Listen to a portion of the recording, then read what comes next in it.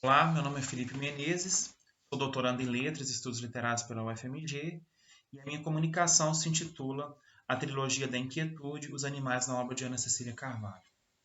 Começo com duas citações da autora. A primeira é do conto O Pacto, publicado em 2019 no livro O Foco das Coisas e Outras Histórias. Diz a narradora. Sob a luz da tarde que caía, Carla e o inseto continuaram se olhando, que a beleza das coisas vivas talvez valesse a pena. A segunda citação, retirada do conto Conflito, publicado no mesmo livro. Na manhã seguinte, ao sair para o trabalho, o encontrei na pequena escada que dá para a varanda. Ele olhou para mim com muito interesse, colocando-se de pé como faz os guaxinins. Nesses dois trechos, destaco a referência ao ato de olhar entre pessoas e animais. Olhares que se cruzam revelam uma interação aparentemente corriqueira, mas repleta de sentidos e significados. Em O Pacto, o leitor pode vislumbrar um sentimento, uma empatia entre a personagem Carla e o pequeno inseto verde, fino como uma folha. Talvez um daqueles grilos verdes popularmente chamados de esperança, ditos como portadores da sorte. Sua presença involuntária, preso em uma rede de filó, culmina ao encarar sua captora num pacto de não agressão firmado e apreendido pelo leitor a partir dos grandes olhos transparentes do inseto. No outro conto, O Conflito, um animal muito assustado é preso dentro da residência do narrador, que finalmente havia descoberto qual era a praga que estava invadindo sua casa. O momento do olhar, quando se encara o invasor invadido, e a interação provocada pelo face a face, mudam a energia deste encontro de receio e de repulsa para empatia. Quando o narrador pergunta gentilmente: veio para o café da manhã? Esses dois contos revelam como os animais, em diversos contextos, interagem com personagens humanas. Presenças marcantes na obra de Ana Cecília Carvalho, eles deixam vislumbrar a empatia e, sobretudo, a possibilidade de superação de conflitos entre as espécies. Os animais na obra da escritora podem ser vistos, assim, como um bestiário ou uma coleção. Nessa comunicação, recorto alguns deles para analisar suas incidências, principalmente em seus últimos livros, publicados como uma trilogia. Vislumbro nesses textos uma poética da inquietude, à medida que elabora um sentido perturbador que assombra os personagens.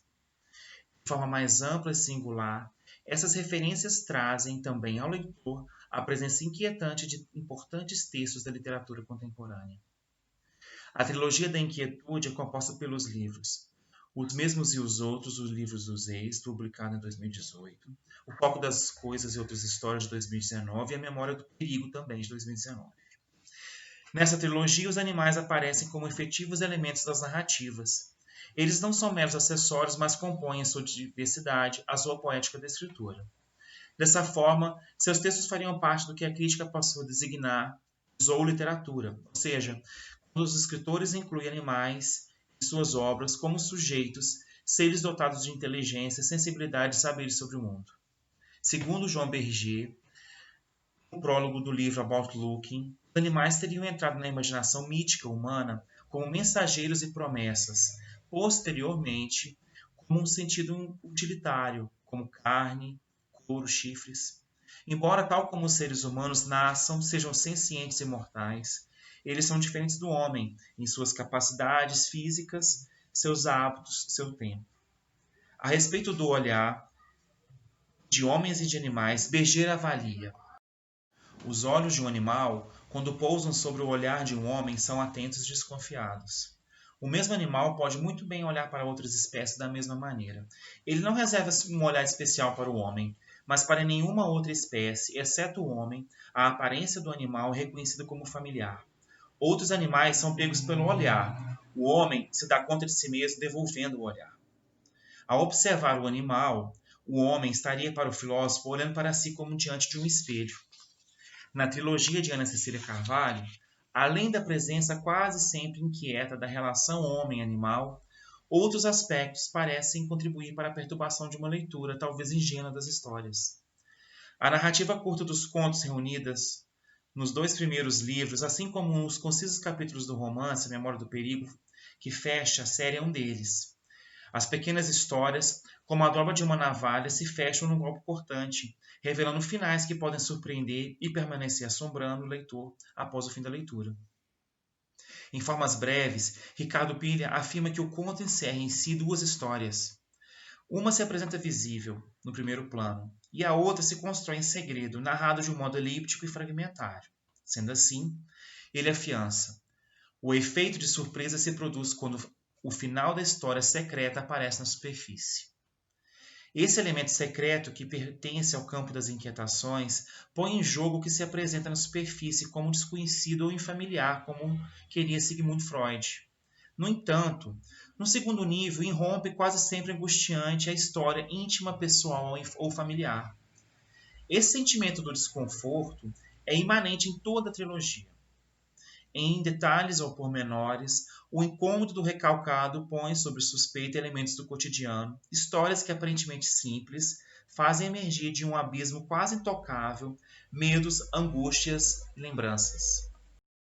Outra estratégia ficcional a ser mencionada é o uso das muitas epígrafes do desconhecido pensador Armand Lancestrom, presente em cada um dos livros e em alguns contos. Os trechos contêm sarcasmo e ironia, como uma falsa segurança de alguém que sabe algo a mais do que seus iguais. Os aforismos desse ignoto autor surgem como prenúncios de angustiantes cenas.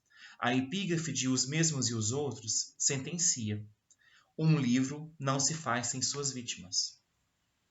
Nesse livro, paira a sugestão de relacionamentos desastrosos, desde a fotografia escolhida para a capa. A imagem de um cão no meio da rua, sob forte chuva, talvez à espera de seu dono, ou quem sabe, de um ex-dono, traduz de forma implacável a forma como os seres, sejam animais ou homens, serão expostos na narrativa. No título, as palavras mesmos e outros comumente utilizadas para se referir a antigos relacionamentos são denominações também de facções que estão em guerra. Uma distopia, portanto, pode ser entrevista nas histórias narradas, ou seja, numa realidade engendrada como única, mas que paralela, instaura um mundo líquido que se desfaz continuamente encharcado pela chuva. Para Lisa Nascimento, este livro se inscreve numa tradição de textos enigmas, como os de Jorge Luiz Borges, Franz Kafka e Carlos Drummond de Andrade. Estes fazem emergir da escrita galerias subterrâneas ou, paradoxalmente, pontes sobre abismos cada vez mais profundos que questionam as certezas do leitor. A estratégia de fazer ouvir, ou ainda que em sussurro, as várias camadas narrativas que acomodam subjacentes a um texto aparentemente visível, deixa entrever as invisibilidades que inquietam e fazem acordar o leitor. Como lembra Pilha, o mais importante nunca se conta. Sendo assim, as histórias tecidas no subterrâneo do texto seriam constituídas com o não dito, a alusão. A imagem do cãozinho na capa reaparece como ilustração ou iluminura que, estilizada, marca o fim de cada uma das narrativas e que vai desbotando até o final do livro. Além disso, o animal, símbolo da fidelidade, surge em dois contos, os quais, embora tratem de famílias diferentes, seus cães têm o mesmo emblemático nome, Fidel. No primeiro, de título homônimo, o narrador revela o sofrimento do cão com sua separação da mulher. Estes momentos são relatados pelo marido quando ele vai ao apartamento onde o casal vivia para buscar sua mudança e percebe as reações de seu cão. Numa clara demonstração de que estava magoado comigo, saiu da sala e foi se deitar na lavanderia. Fui atrás dele. Fidel, eu disse. Vamos lá, rapaz, você precisa entender que... Eu me peguei dizendo. Mas Fidel me deixou falando sozinho. Virou de costas para mim, ignorando-me completo. Daí a pouco notei que ele parecia dormir, o focinho escondido entre as duas patas dianteiras. Voltei para a sala, sentindo-me desolado e impotente. Após contar a história do cão, desde quando foi adotado de um abrigo, é possível perceber uma relação que está se desfazendo na trama, além da do casal. O personagem está rompendo também com o animal, que, numa reação tipicamente humana, tenta ignorar aquele que rompe o vínculo para proteger-se. Ao atribuir sentimentos e comportamentos quase humanos ao cão, o narrador revela o duplo abandono, sem dar, no entanto, importância à consequência do partir. Já decidido pela separação, ele percebe a dificuldade de separar também do animal. A desagradável reação deste cão é oposta ao comportamento do outro Fidel, do conto A Ex-Casa. Numa família que aos poucos se despedaça, o animal ultrapassa a morte dos donos, restando como parte da herança. Sua fidelidade desloca o cão de um estado de coisa herdada para um papel de protagonista da trama.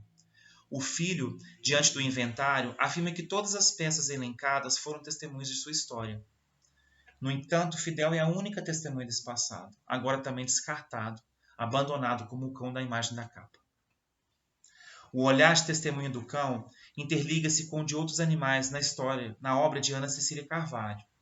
No segundo livro da trilogia, O Foco das Coisas e Outras Histórias, no conto O Foco das Coisas, um gato surge por detrás de um quiosque e troca olhares com Irma, a protagonista, como a pedir algo. No entanto, ele desaparece tão logo é fotografado por ela, o que motiva uma maldição proferida por seu dono. Devolva o meu gato ou mando você para o deserto, de onde você não vai sair mais. Entre olhos e olhares de homens e animais, o leitor é atravessado por narrativas que provocam desconforto, na medida que expõe as fraturas marcadas por transtornos e por desassossegos.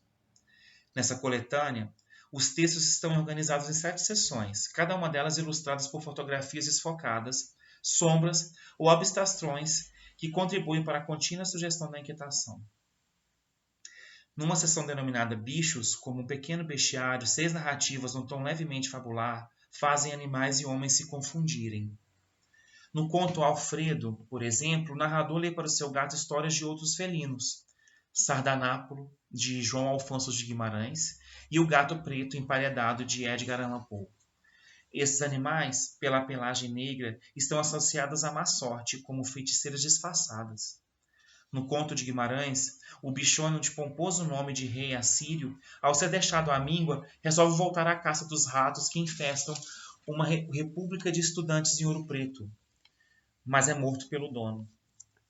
No conto de Poe, a violência exercida sobre o animal, mesmo após ser companheiro e dotado de inteligência, revela o lado sombrio do homem, incontido, perturbado. Em Alfredo, Carvalho intercala o registro da inquietante inteligência do animal com suas rondas, quando nunca se sabe se ele vai voltar. Ele não precisa de um dono de uma casa, por isso é dado ao desapego, uma qualidade classificada pelo narrador como um mistério a ser decifrado ou uma lição a ser aprendida. Já no microconto Dorso, a epígrafe de Juan Ramón Jiménez traz para o leitor as notícias das andanças, dores e alegrias do poeta e de seu burrinho pela paisagem andaluza. No texto, aquele que carrega no dorso o peso do homem sentado se diz cansado. Ninguém percebe a lágrima na gota de suor, afirma o narrador sobre a triste figura. Embora a descrição do animal leve o leitor a crer que seja um burro, não há diretamente nenhuma menção explícita. Além disso, a fotografia de um burro ilustra a capa do livro, que repete na página que antecede a seção Bichos.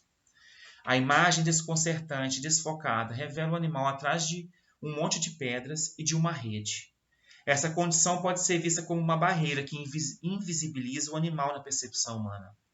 De acordo com o narrador, há muito ele desistiu e agora segue adiante, por um pouco de feno, um pouco de água.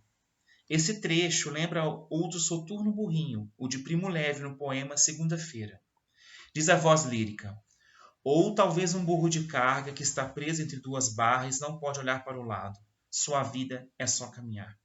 Ou, por outra perspectiva, o valente 7 de ouros, o burrinho pedreiro de Guimarães Rosa. Nos 2 contos que fecham Bichos, os animais estão numa posição de dependência diante do homem. Em infância, como uma recordação, a história começa com a imagem do avô lançando um anzol.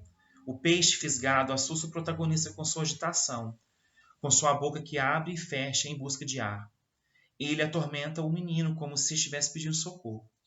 No livro Falar pelas Tartarugas, uma mulher reflete sobre a sobrevivência a partir de uma caminhada na praia e a visão de uma fileira de tartarugas descendo pela areia até o mar após a desova. No último livro da trilogia, o romance A Memória do Perigo, narram-se transtornos provocados por um pássaro de um olho só, ou delírios de um homem assombrado por um perigo iminente. Narrado por Xavier, um diálogo se desenrola com o suposto Robert, expondo confrontos, acusações, faltas. Entre as várias imagens de animais presentes nessa história, o desconcertante pássaro de um olho só perturba o leitor e personagem. Na capa do livro, um pássaro preto como um corvo em pleno voo se desfazendo em fumaça sugere a fúria da bizarra ave caolha que se debate contra a vidraça da casa. Esse animal, sinal de mau agouro, é violento e tenta entrar a qualquer custo, deixando ali suas marcas. Os cacos de vidro, as penas, as garras, o bico e o sangue, os quais Xavier procura limpar antes que as visitas as vejam. Essa cena alude à insistência da ave que, desde Edgar Allan Poe, assombra intertextualmente os leitores. Numa trama labiríntica, o personagem se interpela, confuso. Agora é noite e começa a ficar inquieto. Tudo isso aconteceu ou apenas imaginei? Amedrontado, Xavier está sempre desconfiado de sua própria sanidade. E ao se deslocar em contato com outras pessoas, tem a permanente impressão de já tê-las conhecido, de algum lugar, de algum outro tempo. A sensação do perigo que espreita o personagem faz com que o leitor duvide dos perigos reais e imediatos escritos no texto. Assim, Os Animais surgem na trilogia da Quietude de Ana Cecília Carvalho como um exercício de empatia, mas também como um texto que, de alguma forma, tenta flagrar o desconforto diante do qual o homem, o leitor, não pode passar impunemente. Tanto o cão, quanto o gato, o corvo, ou o burrinho, ou o peixe, e até o pequeno grilo impõem à narrativa um outro ritmo, não afeito a grandiosidades. Ao contrário, como infravozes, eles sussurram ao leitor a frágil condição humana. Obrigado.